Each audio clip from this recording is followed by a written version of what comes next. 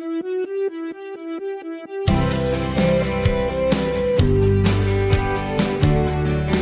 Students, કેમ છો?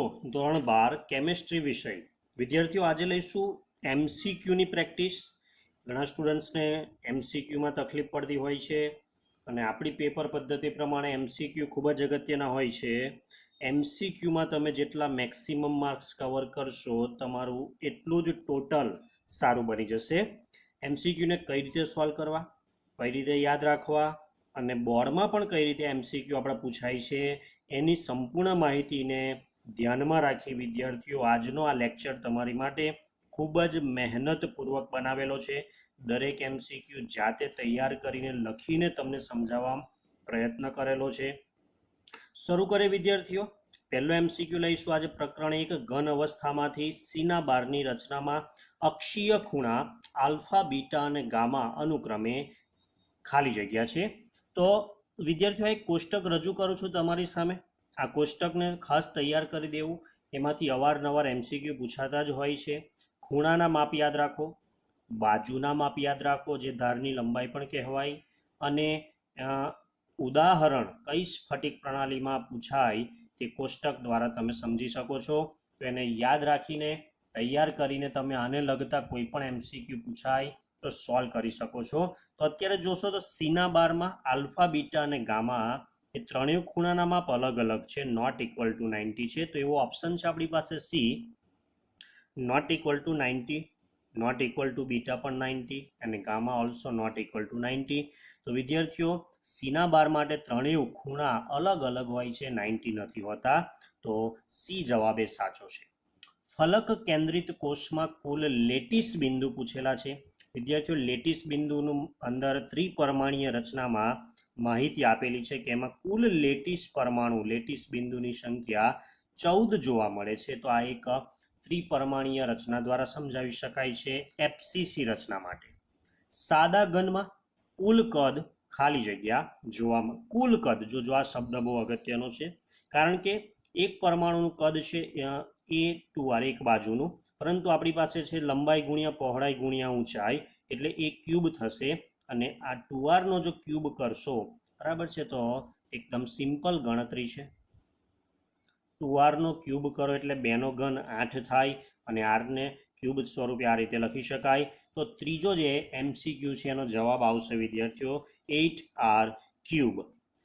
સૂત્ર પરથી આ સમજાવી શકાય. આ વિદ્યાર્થીઓ સાદા ઘનમાં આપણે જે સંકુલન ક્ષમતા ભણેલા હતા એનામાંથી જ પૂછાયેલ એમસીક્યુ.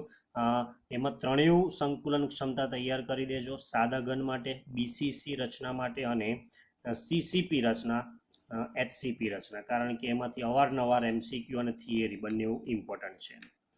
ચોથો એમસીક્યુ છે બીસીસી રચનામાં અવકાશ કેટલા ટકા હોય છે. વિદ્યાર્થીઓ, અવકાશ એટલે તમને કહી દઉં પોલાણ. પોલાણ એટલે છિદ્ર, ખાલી જગ્યા. જો તમને પેકિંગ ક્ષમતા કે સંકુલન ક્ષમતા કેટલી છે એવું પૂછે તો 68% આવે, પરંતુ પોલાણ પૂછેલું છે, અવકાશ પૂછેલું છે, તો 100માંથી 68 બાદ કરો તો જે છિદ્રનો ભાગ વધે 32%. ઘણીવાર વિદ્યાર્થીઓને આવડતું હોય છે, જાણતા હોય છે, પણ આખો ક્વેશ્ચન જુએ જ નહીં, સમજે જ નહીં, શું પૂછેલું છે એ જુએ નહીં ને ગમે તે ઓપ્શન તમને લાગે. ખાસ તો ગોખીને જતા હોય ને ત્યારે આવી તકલીફ થતી હોય, એટલે ખાસ એમસીક્યુને વાંચવો. તત્વ એ પરમાણુનો 1/3 ભાગ રોકે છે. બી તત્વ એચસીપી રચના ધરાવે છે. તો એ અને બી થી બનતું સૂત્ર. વિદ્યાર્થીઓ, માર્ચ 2020 એમસીક્યુ આ બોર્ડમાં પૂછાઈ ચૂકેલો છે. એની ગણતરી કંઈક આ રીતે આપણે કરીશું કે એ અને બી, વિદ્યાર્થીઓ, જે અષ્ટફલકીય છિદ્ર હોય છે તે ચતુષ્ફલકીય છિદ્રો કરતાં બમણા હોય છે. એને ધ્યાનમાં રાખીને ગણતરી કરજો તો તમને એનો ચોક્કસ જવાબ મળી જશે. એનો જવાબ આવશે A2 B3. એ ઓપ્શન એમાં આપણને જોવા મળે છે, જે બિલકુલ સાચો જવાબ. આવો એમસીક્યુ એટલે લીધો છે કે જો 1/3 ની જગ્યાએ તમને 2/3 કરી દે, કા 3/2 કરી દે, 1/2 રકમ બદલી કાઢે, પરંતુ જો તમને સિસ્ટમ દાખલા ગણવાની ખ્યાલ હોય તો તમે ચોક્કસ જ આ દાખલો પણ સોલ્વ કરી શકો છો. છઠ્ઠો એમસીક્યુ છે કે કઈ સ્ફટિક પ્રણાલીમાં ધારની લંબાઈ સમાન હોય છે. ગુજકેટ 17.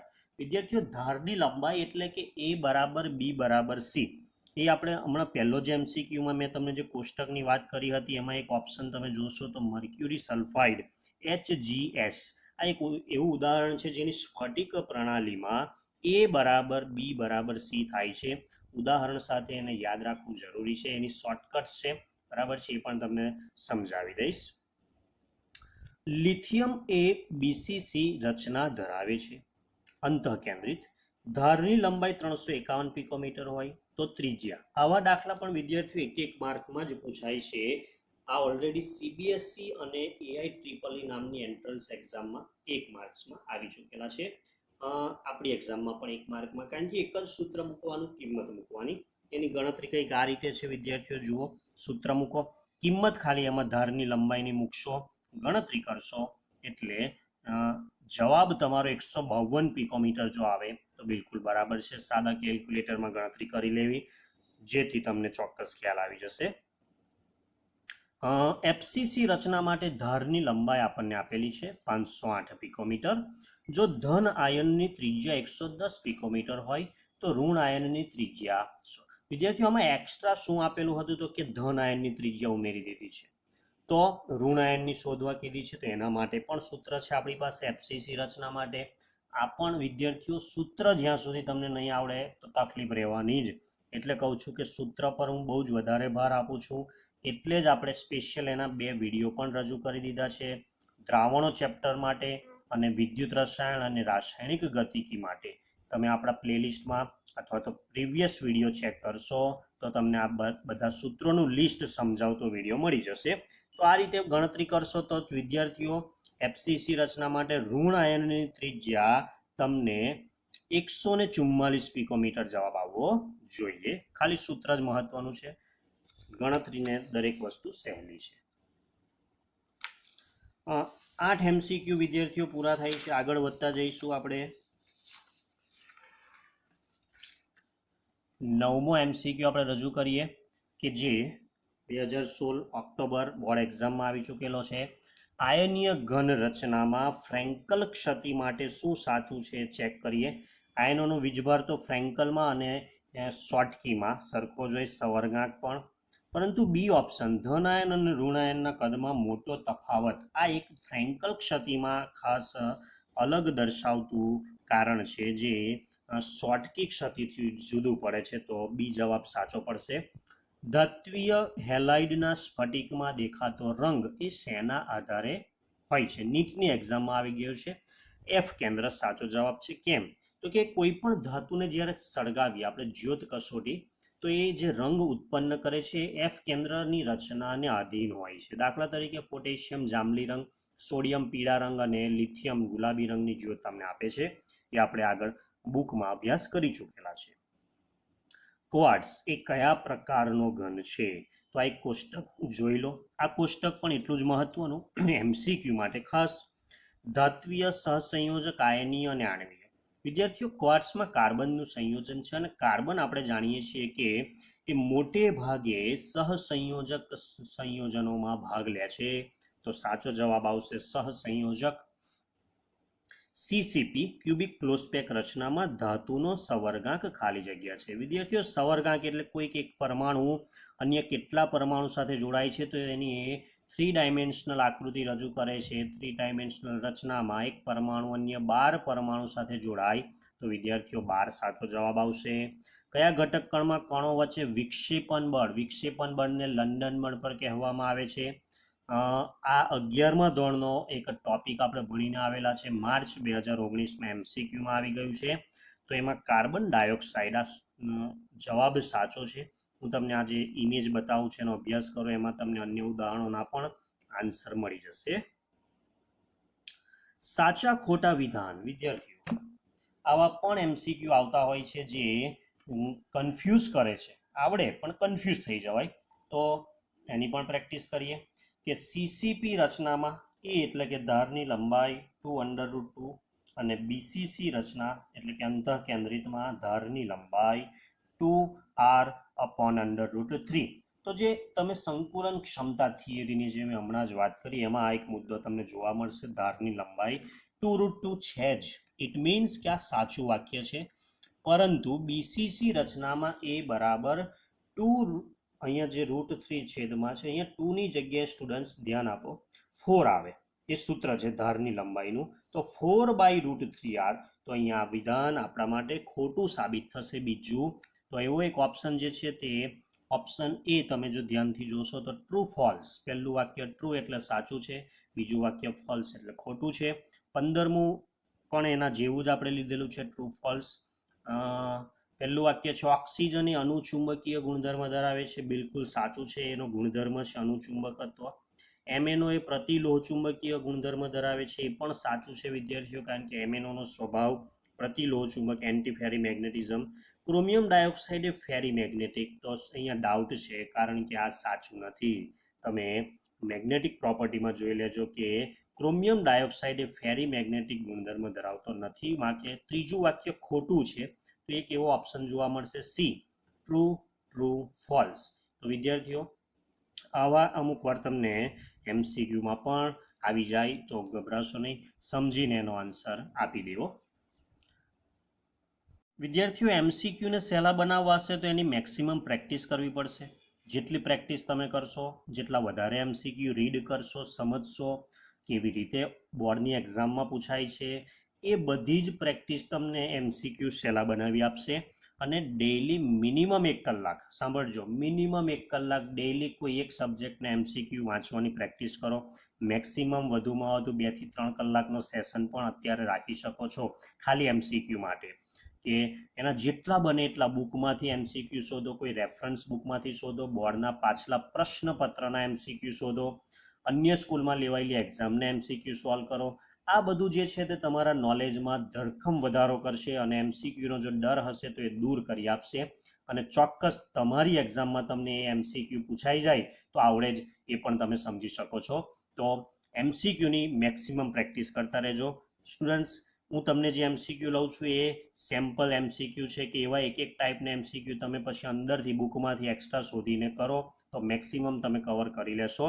વધ્યા આગળ દ્રાવણો ચેપ્ટર પણ લઈ જ લઈએ છીએ MCQ માટે. પહેલો MCQ, દ્રાવ્ય પ્રવાહી સ્વરૂપે હોય અને દ્રાવક ઘન સ્વરૂપે હોય તેવું દ્રાવણ. આ એક કોષ્ટક જુઓ, ઇમેજ આપેલી છે. આમાંથી પણ અવારનવાર MCQ આવતા જ હોય છે બોર્ડ એક્ઝામમાં, ગુજકેટમાં. તો સ્ટુડન્ટ્સ, આ કોષ્ટક દરેક જણ સમજીને તૈયાર કરી દે, સહેલું જ છે. અને જો નોલેજ વધારવું હોય તો આ દરેક દ્રાવણના એક એક્સ્ટ્રા એક્ઝામ્પલ પણ સર્ચ કરો અને એને પણ બુકમાં નોંધ કરી રાખો, જે તમને ચોક્કસ કામ લાગશે. તો દ્રાવક એટલે વધારે જથ્થો ઘનનો હોવો જોઈએ, ઓછો જથ્થો પ્રવાહીનો હોવો જોઈએ. તો જે ઝિંક સનરસનું મર્ક્યુરી સાથેનું, મર્ક્યુરી એક એવી ધાતુ છે વિદ્યાર્થીઓ, યાદ કરાવું, મર્ક્યુરી પ્રવાહી સ્વરૂપે છે અને ઝિંક ધાતુ ઘન સ્વરૂપે છે, જેનો વધારે જથ્થો છે ઝિંકનો. તો આ જે ઉદ્દીપક તરીકે વપરાય, પ્રક્રિયક તરીકે વપરાય છે, એ વિદ્યાર્થીઓ આપણો સાચો જવાબ છે. કોના માટે 0.1 મોલર જલીય દ્રાવણમાં ઠાર બિંદુનો ઘટાડો વધુ હશે? નીટની એક્ઝામમાં આ પૂછાયેલું MCQ આપણે સોલ્વ કરીશું. તો આવા MCQ ઘણી બધી વાર આવતા હોય છે, તો એનો એક કોન્સેપ્ટ સમજાવી દો કે જે તમને આન્સર આપેલા છે 4, એમાંથી કોઈ એક સાચો આન્સર છે, તો એમાં આયનો છૂટા પાડવાના. K+Cl- એટલે કુલ આયનની સંખ્યા 2, એલ્યુમિનિયમ +3 બને, SO4 -2. પણ વિદ્યાર્થીઓ અહીંયા એલ્યુમિનિયમના 2 પરમાણુ છે, SO4ના 3 પરમાણુ છે, એટલે ટોટલ આયનની સંખ્યા 5 થાય. અહીંયા ગ્લુકોઝ છે જેનું આયનીકરણ શક્ય નથી, એટલે 1 થાય. K2SO4માં K+ બને, SO4 -2 બને, Kની સંખ્યા 2 છે, SO4ની સંખ્યા 1 છે, એટલે કુલ પરમાણુ 3 થાય. તો જે મેક્સિમમ પરમાણુ તમને અહીંયા જોવા મળે છે એલ્યુમિનિયમ સલ્ફેટ, વિદ્યાર્થીઓ એ જ સાચો જવાબ છે તમારા માટે, કે સૌથી વધુ એમાં ઠાર બિંદુનો ઘટાડો. તો આવા આયનની સંખ્યા પરથી તમે નક્કી કરી શકો છો. W1 ગ્રામ પાણીમાં N મોલ દ્રાવ્ય કરતા ઠાર બિંદુ ખાલી જગ્યા થશે દ્રાવણનું. અઘરું નથી, ઓપ્શન જોઈને ગભરાઈ ના જતા. જુઓ, એની એકદમ સાદી ગણતરી હું રજૂ કરું છું, ચેક કરો. આ ગણતરી તમને સમજાય છે, આવડે છે.